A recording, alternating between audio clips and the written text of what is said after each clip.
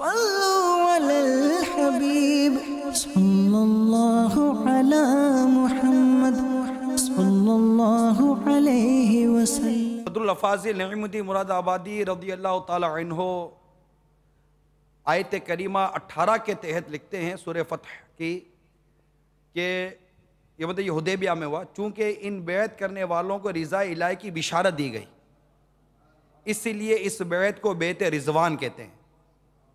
اس بیعت کا سبب باسباب ظاہر یہ پیش آیا کہ سید عالم صلی اللہ تعالی علیہ وسلم نے حدیبیہ سے حضرت عثمان غنی رضی اللہ تعالی عنہ کو اشراف قریش کے پاس مکہ مکرمہ بھیجا کہ انہیں خبر دیں کہ آقا مدینہ صلی اللہ تعالی علیہ وسلم بیت اللہ کی زیارت کے لیے بقصد عمرہ تشریف لائے ہیں، آپ کا ارادہ جنگ کا نہیں ہے، اور یہ بھی فرما دیا تھا کہ جو کمزور مسلمان وہاں ہیں انہیں اطمینان دلا دیں کہ مکہ مکرمہ عین قریب فتح ہوگا اور اللہ تعالیٰ اپنے دین کو غالب فرمائے گا۔ قریش اس بات پر متفق رہے کہ سرکار صلی اللہ تعالی وسلم اس سال تو تشریف نہ لائیں، اور حضرت عثمان رضی اللہ تعالیٰ عنہ سے کہا کہ اگر آپ کعبہ معظمہ کا طواف کرنا چاہیں تو کریں۔ وہ ان کا ذہن آقا کے ساتھ چل کا تھا۔ حضرت عثمان غنی رضی اللہ تعالیٰ نے فرمایا کہ ایسا نہیں ہو سکتا کہ میں بغیر رسول کریم صلی اللہ علیہ وسلم کے طواف کروں۔ یہاں مسلمانوں نے کہا کہ عثمان غنی رضی اللہ تعالیٰ بڑے خوش نصیب ہیں جو کعبہ معظمہ پہنچے اور طواف سے مشرف ہوئے۔ حضور صلی اللہ علیہ وسلم نے فرمایا میں جانتا ہوں کہ وہ ہمارے بغیر طواف نہ کریں گے۔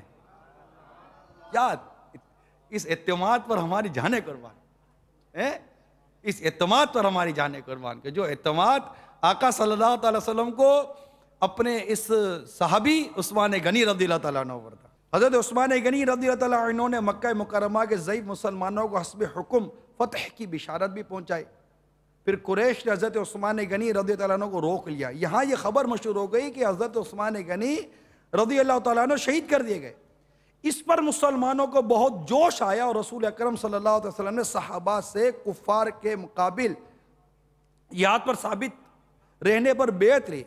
یہ بیعت ایک بڑے خاردار درخت کے نیچے ہوئی جس کو عرب میں سمرہ کہتے ہیں۔ حضور صلی اللہ تعالی وسلم نے اپنا بایاں دست مبارک دہانے دست اقدس میں لیا اور فرمایا کہ یہ عثمان کی بیعت ہے، اور فرمایا یا رب عثمان تیرے اور تیرے رسول کے کام میں ہیں۔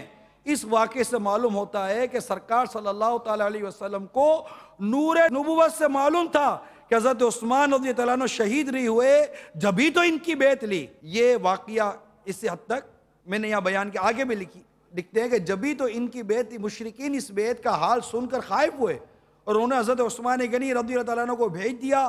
حدیث شریف میں ہے کہ سید عالم صلی اللہ تعالی علیہ وآلہ وسلم نے فرمایا جن لوگوں نے درخت کے نیچے بیعت کی تھی ان میں سے کوئی بھی دوزخ میں داخل نہ ہوگا، اور جس درخت کے نیچے بیعت کی گئی تھی اللہ تعالیٰ نے اس کو ناپید کر دیا۔ سال آئندہ صحابہ کرام نے ہر چند تلاش کیا، کسی کو اس کا پتہ بھی نہ چلا۔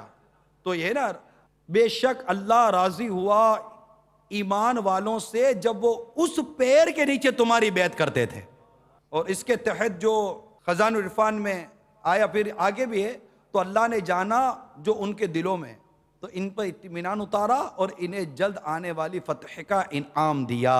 تو یہ بیعت جس کا ذکر سورہ فتح میں آیت نمبر 10 میں بھی اس کا مضمون موجود ہے اور آیت نمبر 18 میں بھی اس کا مضمون موجود ہے، اور اسی بیعت کی طرف اشارہ امیر اہل سنت اپنے شعر میں کر رہے ہیں۔ نبی نے تیرے بدلے بیعت رضوان کی بیعت، نبی نے تیرے بدلے بیعت رضوان کی بیعت، کہا قرآن نے دستے نبی کو دستے یزدانی، کہا قرآن نے دستے نبی کو دستے یزدانی۔ یعنی یہاں آپ نے جو قرآن پاک کی آیتیں وغیرہ اور اس کا خلاصہ جو سنا، تفسیر جو سنی، اس میں اگر آپ غور کریں تو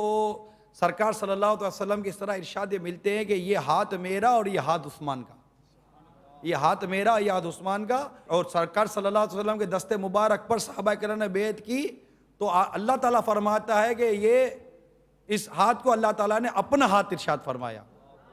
مطلب یہ ایک، اب اس کی جو تفسیر ہے وہ ابھی آپ نے سنی، تو یہ ہاتھ نہیں ہے اس سے مراد. اس پورے مضمون کو الحمدللہ امیر سنت نے اپنے ایک شعر میں بند کر دیا، پورا ایک 2 مصرے کا ایک شعر بنا. اور یہ شاعری میں یہ چیز ہوتی ہے کہ 2 لائنیں لکھی جاتی ہیں اور پورا واقعہ بیان کر دیا جاتا ہے. یہ 2 لائنیں لکھی گئیں اور اس میں تاریخ اسلام کا پورا واقعہ بیان کر دیا گیا کہ یہ بیعت رضوان کیا تھی. آگے امیر سنت بیان کرتے ہیں. تم ہی کو جامع قرآن کا حق نے دیا منصب، تم ہی کو جامع قرآن کا حق نے دیا منصب، جمع قرآن کر کے کی عطا امت کو آسانی، جمع قرآن کو کر کے کی عطا امت کو آسانی، جمع قرآن کو کر کے کی عطا امت کو آسانی.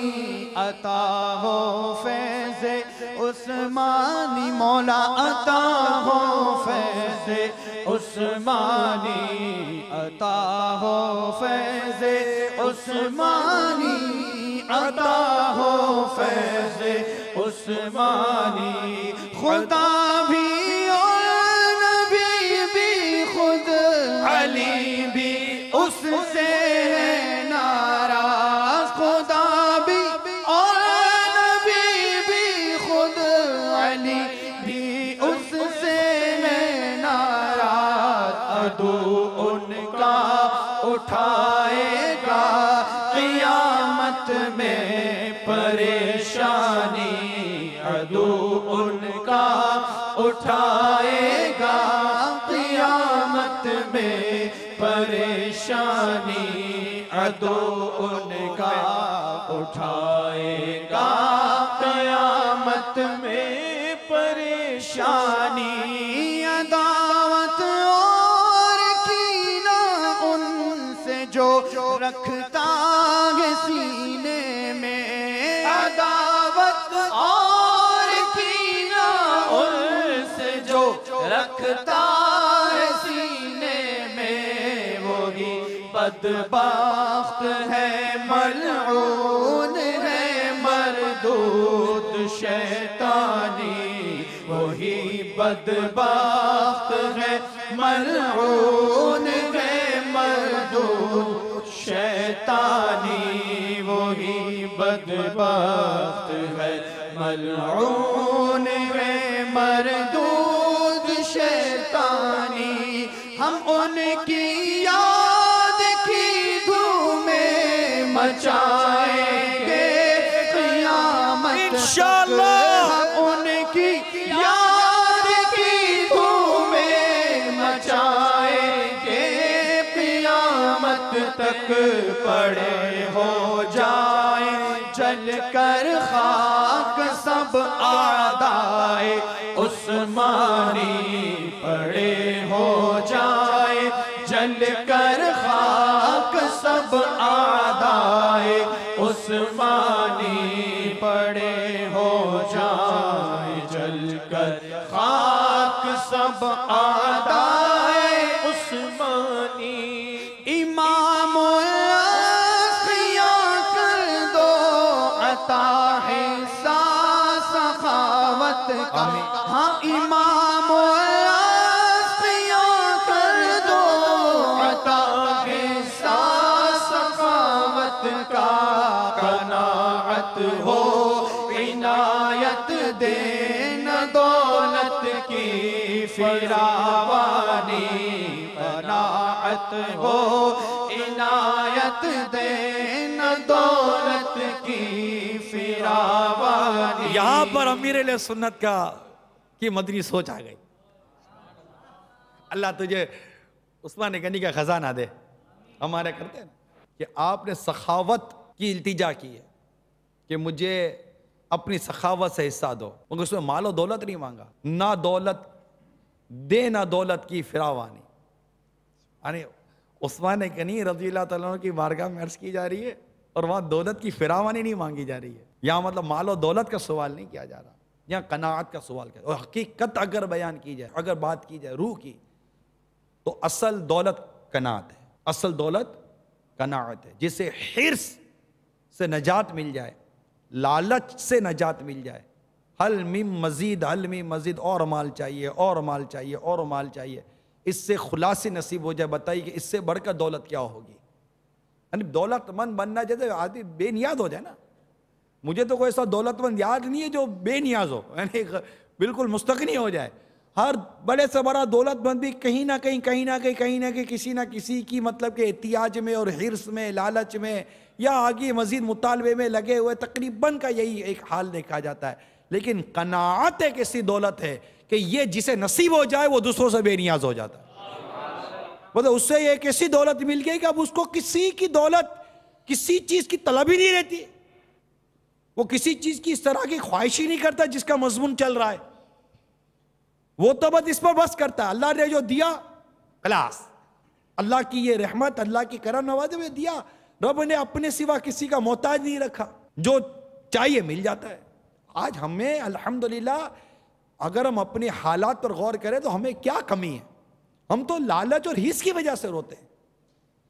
کیا کھانے کو پیٹ بھر کر روٹی نہیں مل جاتی؟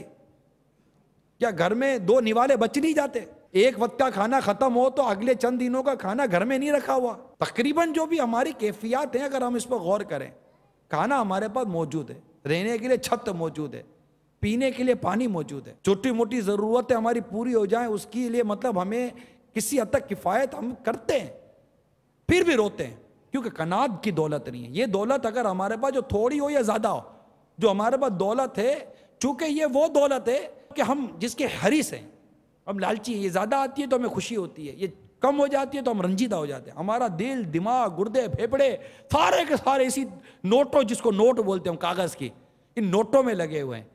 مگر قناعت جیسی دولت میں یہی یقین مانیے، یہ نہیں کہتا کہ بولنے والا قناعت والا آدمی ہے، مگر پسند بہت ہے. اللہ سے دعا ہے کہ اللہ قناعت والا بنا دے، اللہ قناعت دے دے.